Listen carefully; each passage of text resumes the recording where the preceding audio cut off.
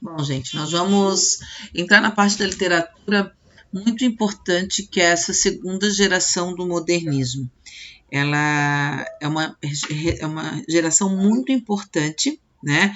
Porque ela passa por um amadurecimento, né? Vamos lembrar, então, algumas coisas das gerações anteriores, da geração anterior, para a gente entender um pouco essa segunda geração, né? Vamos lembrar que ela começou lá na vanguarda europeia, né? A gente teve todas aquelas ideias vanguardistas que veio da Europa, devido ao contexto histórico que estava surgindo, né? Nós tivemos a vanguarda do cubismo, do dadaísmo, surrealismo, expressionismo, o futurismo, e eles trouxeram vários autores que se preocuparam com a realidade daquele momento em transmitir para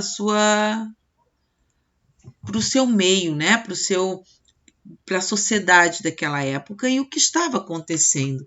A vanguarda europeia foi um divisor de águas, na verdade, para uma nova tendência na literatura, né? Para um novo. O modernismo, ele é classificado como novo, né? Então, os autores tiveram outros olhares, tiveram outra dinâmica, tudo em prol de uma valorização de uma região, enfim, de alguma coisa que eram o perfil deles, certo? Então, nós tivemos lá nos nossos autores da primeira geração uma ideia de que poderia trazer aquelas vanguardas para o Brasil. Então, eles trouxeram, claro, vanguardas europeias. Quando eu digo modernismo aqui no Brasil, eles querem romper com o passado, eles trazer uma ruptura com aquela literatura engessada que era considerada do parnasianismo, né? Lembram que eu sempre falei para vocês que o parnasianismo iria incomodar até a Semana de Arte Moderna, e assim foi feito, ele incomodou até a Semana de Arte Moderna. Só que quando o modernista veio com essa ideia vanguardista, né? Ele não quis acabar com a literatura do parnasianismo. Ele só quis mostrar que a literatura não é só feita sob o olhar parnasiano. Ele quis mostrar que a literatura ela poderia ser uma forma de liberdade de expressão, a liberdade do autor de escrever aquilo que ele sente da forma que ele quer, né? Então, na verdade, a proposta dessa primeira geração, que não foi compreendida, né, por muitos, era a liberdade de escrever sobre qualquer coisa, né, sobre o que quiser escrever. O parnasianismo poderia ter o espaço dele de escrita, assim como os outros autores também poderiam escrever sem ter aquele mesmo olhar que o parnasianismo, né? Então, assim veio a Semana de Arte Moderna, que foi um tanto perturbadora para toda a sociedade. Vamos pensar que em 1922 nós ainda temos uma sociedade conservadora, né? E aceitar o novo, assim, de um grupo de jovens que não tinha credibilidade nenhuma na sociedade era um pouco difícil, né? Então eles achavam que aquilo tudo que estava acontecendo era subversivo, não era contra, vinha de contra, né, ao que ao que tinha a proposta, né, da sociedade da época. Então, os parnasianistas, a tríade parnasiana, como nós conhecemos bem, né, eles têm como tendência a valorização da escrita e automaticamente a sociedade valorizou isso. Automaticamente a sociedade abraçou isso como dele. Então, até hoje ainda tem os nossos os nossos críticos cariocas, eu digo, né? Porque eles dizem que o modernismo já existia antes mesmo da Semana de Arte Moderna, já existia há muito tempo, só que não tinha nomenclatura. Tudo bem? Existia quando o foco era somente lá no Rio de Janeiro. Aí a Semana de Arte Moderna foi feita porque tudo acontecia no Rio de Janeiro, né? Então aí começou a ter outro foco, que foi em São Paulo. Aí foram valorizados os autores de São Paulo, foram valorizadas a cultura paulistana, né? Aquela cultura que vinham os imigrantes, né? Lembram lá que a gente viu Bexiga Barra Funda, né? Barra Funda, que falava sobre aquele povo ali que mostrava a imigração, né, italiana, depois falava da alemã, depois tem umas que falam, algumas obras que falam da cultura japonesa, do bairro Liberdade. Então, ali, gente, foi o foco, né, de valorização dessa Semana de Arte Moderna, da valorização de São Paulo a partir da Semana de Arte Moderna. E lembram que foi uma afronta, né? Os nossos autores, vamos lembrar novamente, que os nossos autores dessa fase, eles eram considerados heróicos. Por que eles eram considerados heróicos? Porque eles bateram de frente com um grupo, né, de autores que vinham determinando o que era para fazer e o que não era, né, da literatura. E aí, quando eles vieram romper com isso, é como se, né, poxa, ninguém teve essa coragem.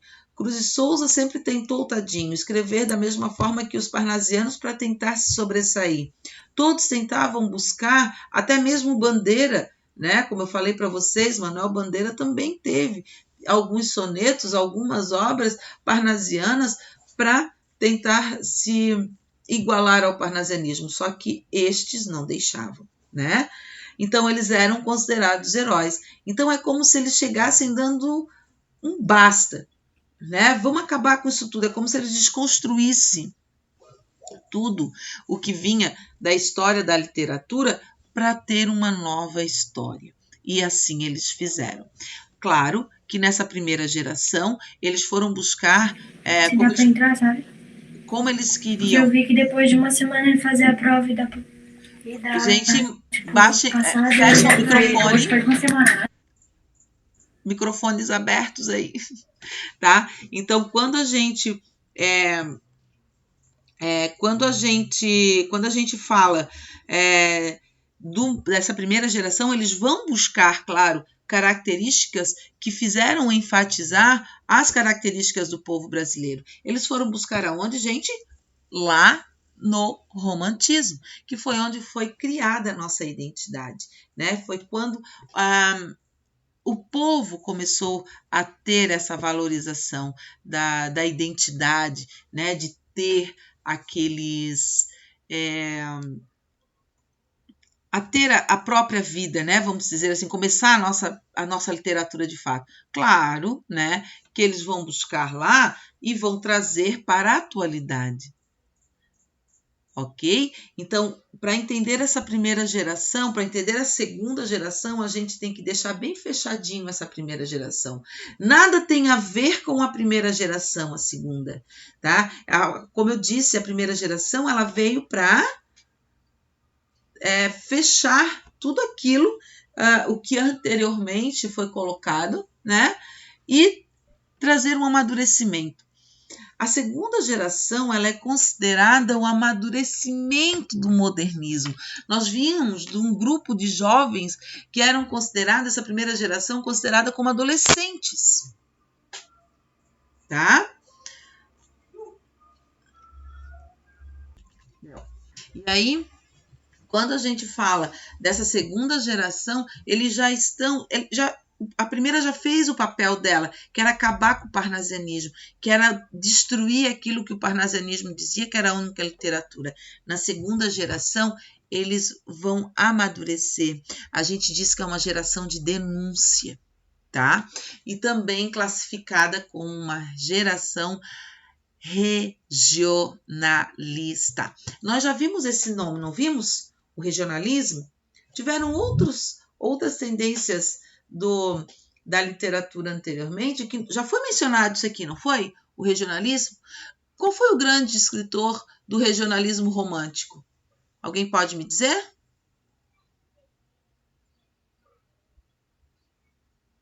Alguém pode responder? Quem foi o grande escritor do regionalismo romântico?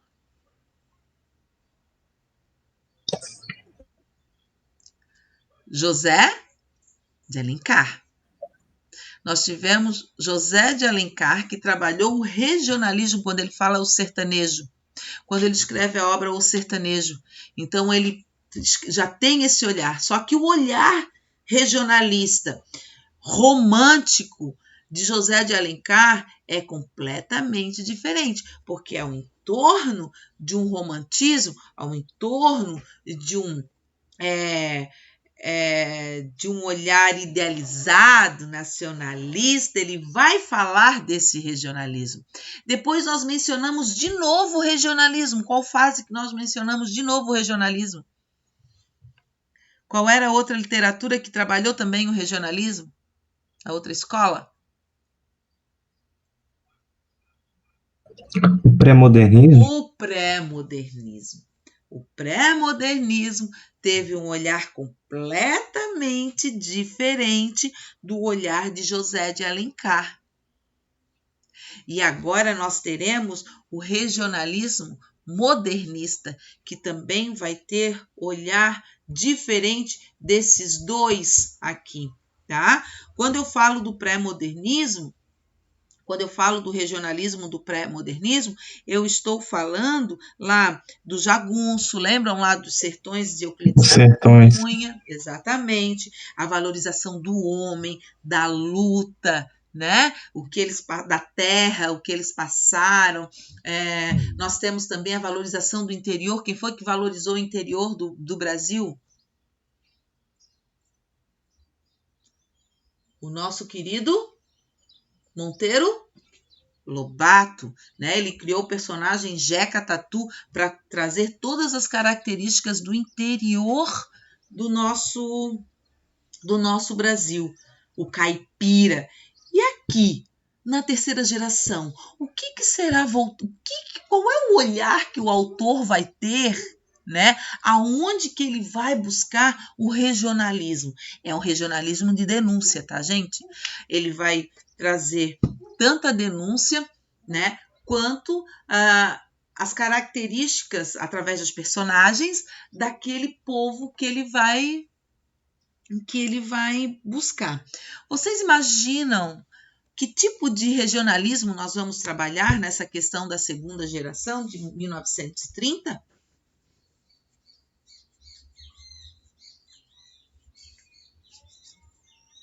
Imaginam qual seja? Vou dar uma dica. Sofrem até hoje. Racismo?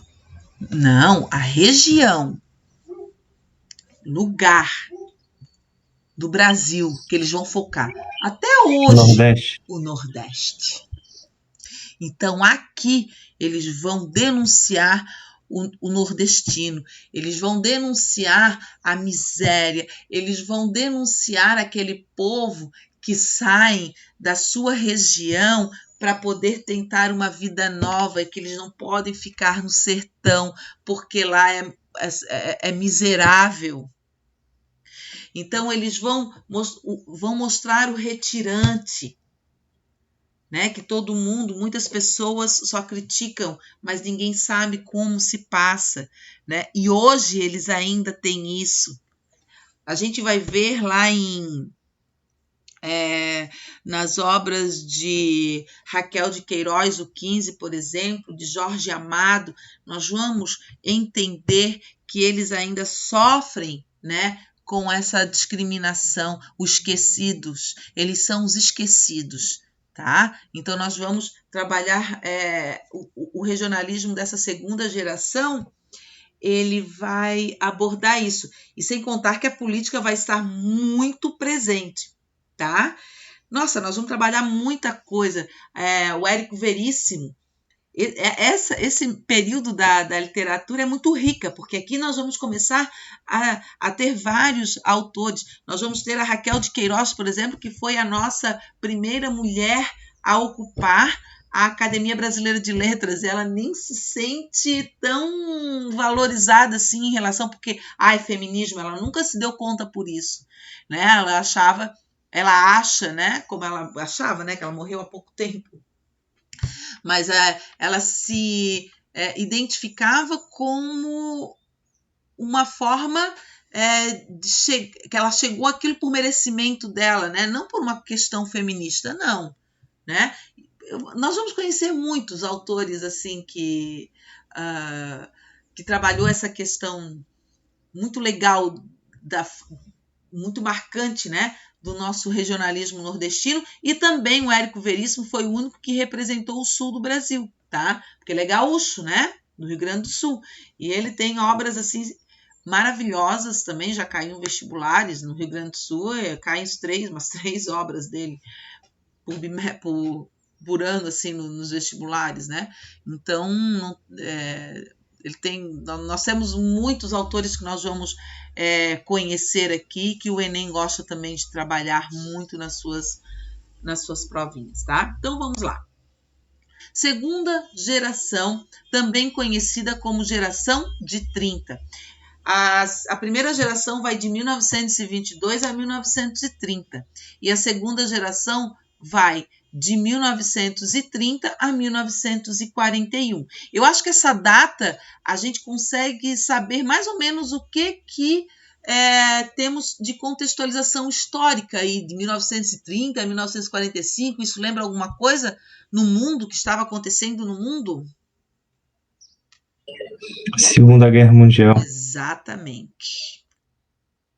Muito bem. Tá? Então, o Brasil, e nesse momentinho aqui, o Brasil estava em fase de que ele estava indo para a guerra, né? Os nossos soldados estavam sendo listados para irem guerrear na linha de frente, né? Então, meu Deus, Carlos Drummond de Andrade, que foi o grande cara, né? Que abriu essa terceira geração da fase da poesia, a Rosa do Povo, que é uma reunião de poemas que fala exatamente isso, né? Da Segunda Guerra Mundial, que ele trabalhou essa questão da família se despedindo, né? Se despedindo de uma forma que nunca mais iria ver, porque não se sabia, ele estava indo para uma guerra. E ele era um observador disso, né? Ele sentava onde ele está hoje, em Copacabana, lá naquele banquinho, né? Que várias vezes aquele óculos dele é roubado, né? Que eles falam muito, pichado, ou enfim. Aquele ali é o ponto dele mesmo, né? De mostrar da onde ele tirava as poesias dele ali, da observação de tudo que acontecia, né? Então, a geração de 30, ela foi a consolidação dos ideais modernistas, né? Foi o amadurecimento, né? Que a Semana de 22, então, apresentou, certo? Ele, então, traz todo, ele marca o início, né? A Semana de Arte Moderna, ele trouxe, né? Toda aquela arte tradicional para baixo, tá? Acabou com o tradicional que a gente fala que é o parnasianismo. Então, a publicação Alguma Poesia de Carlos Drummond de Andrade foi quem deu início a esse marco, tá? A essa geração. Esse Alguma Poesia, ele tá dentro dessa Rosa do Povo, tá? Dessa reunião de poesias dele. Já caiu no vestibular. Caiu no mesmo ano que caiu, deixa eu lembrar, no mesmo ano que caiu Os Sertões, de Euclides da Cunha, caiu a Rosa do Povo. Que daí eles falavam a questão regionalista e eles compararam, tá? O regionalismo da época, né?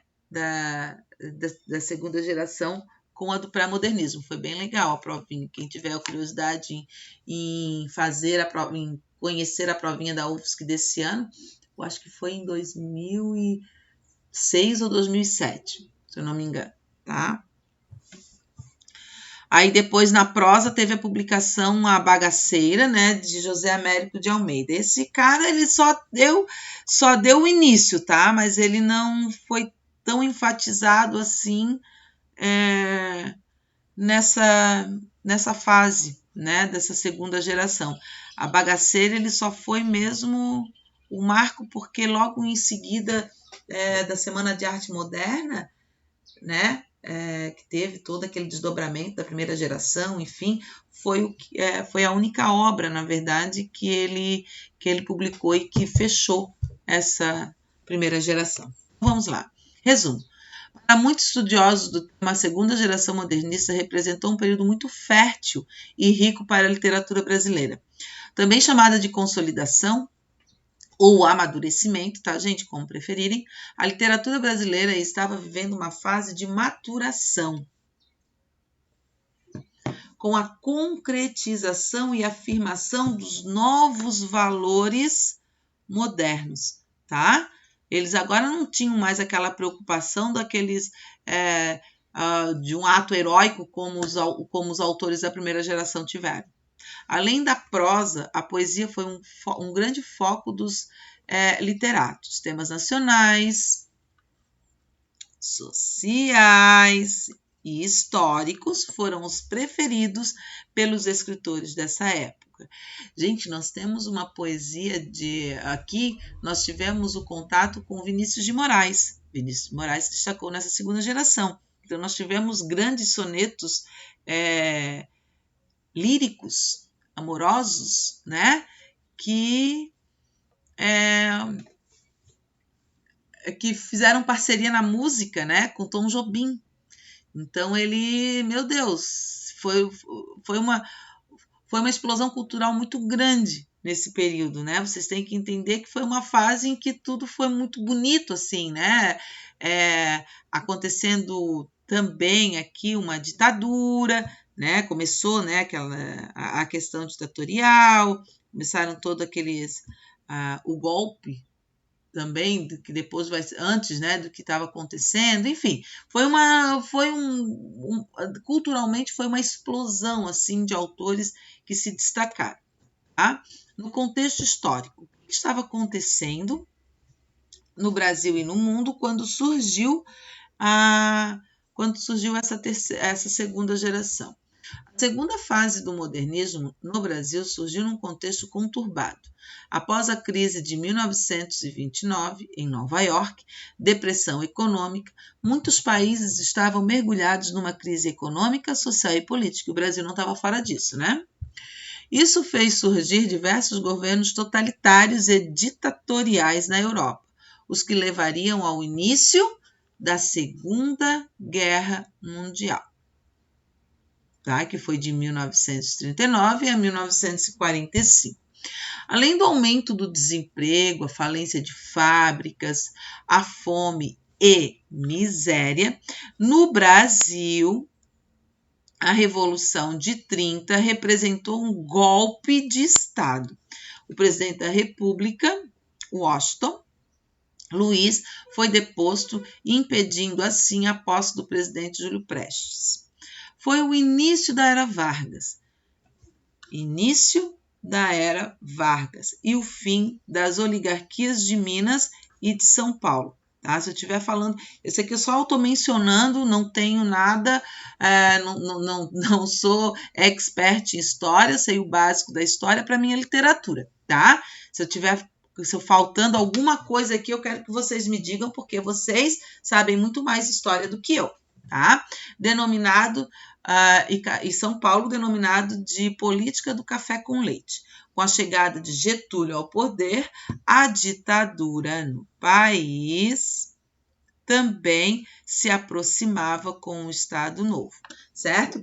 Então, nós temos uma obra de Érico Veríssimo que é muito engraçado, assim, é uma crítica social às grandes famílias conservadoras da época, né, que tinham as famílias rivais, a crítica política, crítica, né, a questão do preconceito de todos, né, de não aceitar a opinião dos outros, e onde começaram as primeiras greves. É muito legal quando fala do incidente Antares, que uma prostituta, um comunista, um cachaceiro, a matriarca de uma das famílias e um político, eles morrem. E automaticamente eles não são enterrados porque os coveiros estavam de greve. Então ele faz essa crítica às greves. E os mortos, eles se levantaram, eles ficaram com os caixões lá no cemitério sem ser enterrados, né?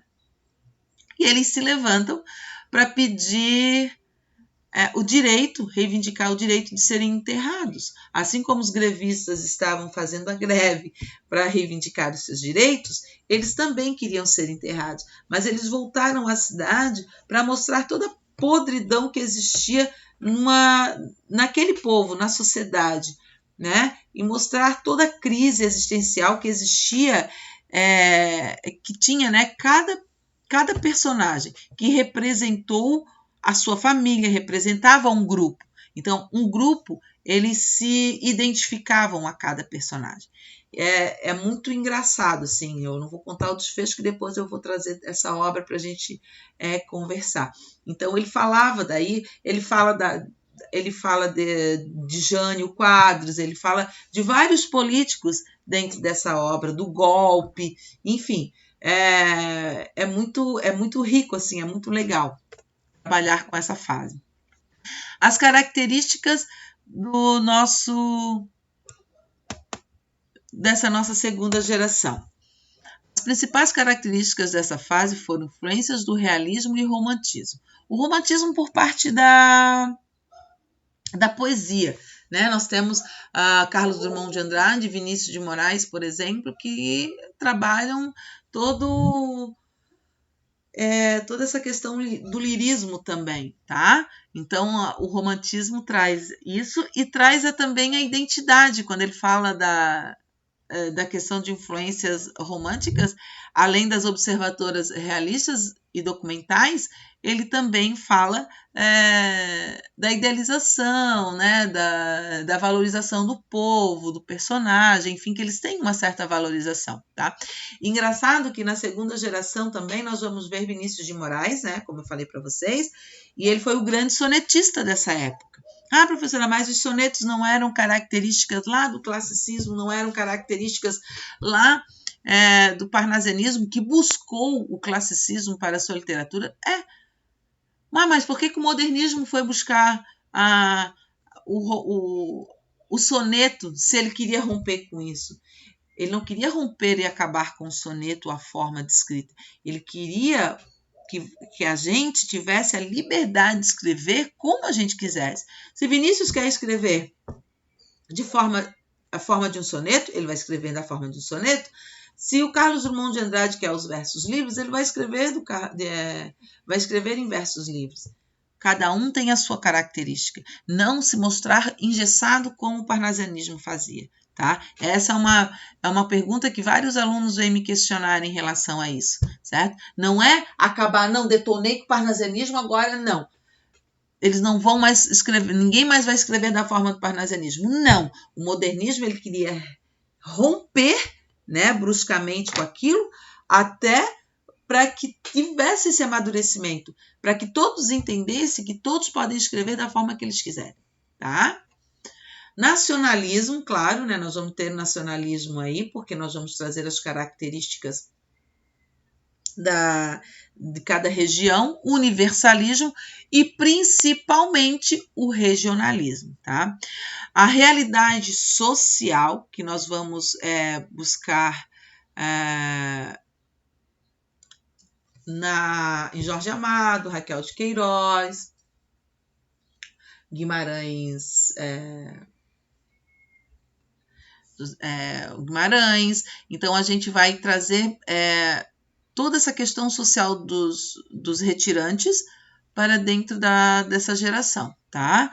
Cultural e econômica, que isso daqui, né, puxa isso e vice-versa, certo? Valorização da cultura brasileira, claro, e o Nordeste vai trazer bem isso, né, toda essa valorização. Vocês, não sei se alguém aqui já leu Capitães de Areia. O ano passado caiu no vestibular e Capitães de Areia fala desses meninos, né, de rua, assim, cada um, é engraçado que cada um desses meninos, ele tinha uma posição que automaticamente se remetia ao governo, aquela realidade governamental, tá? Influência da psicanálise de Freud, temática cotidiana, né, o dia a dia e a linguagem coloquial, claro, que é uma característica que foi buscada lá da primeira geração e que também permaneceu nessa segunda geração, tá? Nós temos também a valorização, principalmente quando eles transpassam, né? Eles transpassam a linguagem do sertanejo para dentro da sua literatura. Não de uma forma que depois nós vamos ver também a terceira geração, que nós temos um cara que trabalha bastante essa transcrição de fala dos personagens para as obras. Não da mesma forma que Guimarães Rosa, mas o Graciliano Ramos, em Vidas Secas, Jorge Amado, a Raquel, eles costumam trazer bem a linguagem, né, do nosso do sertanejo para as obras e dos nordestinos para as obras, e aqui no sul ele transpassa bem essa coloquialidade também, algumas expressões gauchescas, né, que nós temos do Érico Veríssimo. E depois uso diversos livres e brancos. Professora, o que são livres e brancos? Né? Vamos relembrar isso aqui. Ó. O uso dos versos livres sem rimas, né? E brancos, livres sem metrificação. Lembram lá, vamos supor, no primeiro ano, no primeiro bimestre, nós tivemos a análise dos sonetos. Né? Lembram que a gente trabalhou isso no primeiro ano? Nós fizemos as escansões silábicas, né? Aquela separação de sílaba poética e tal. Então, a gente está fazendo essa comparação. Um soneto clássico, do classicismo, de Camões, né? E o outro soneto de Vinícius de Moraes, por exemplo. A diferença que há entre eles. É um sonetista? Ele é. Mas ele não trabalha, o Vinícius não trabalha da mesma forma que Camões trabalha. Se nós formos ver, Camões trabalha, se são 10 sílabas poéticas, todos eles serão 10 sílabas poéticas, os versos, né? Tem as rimas emparelhadas, os sonetos se conversam, diferente lá de Vinícius de Moraes, embora seja um soneto, os tercetos não se conversam, não tem rima, ele utiliza esses versos livres, não tem a metrificação, não tem as rimas, né? Lembram lá do A, B, BA, que a gente via no finalzinho das rimas, né? Para fazer essa questão da valorização da escansão ali, das rimas, das oitavas de rimas, enfim, eles tinham toda essa metrificação, então aqui eles não vão usar, tá? Vão ter a liberdade de escrever como querem, certo? Então, até aqui nós vamos trabalhar essa questão, tá? Somente o contexto histórico, espero que tenham compreendido o que estava acontecendo, e a poesia. Eu vou passar esses slides para vocês daqui a pouquinho, tá? Eu quero passar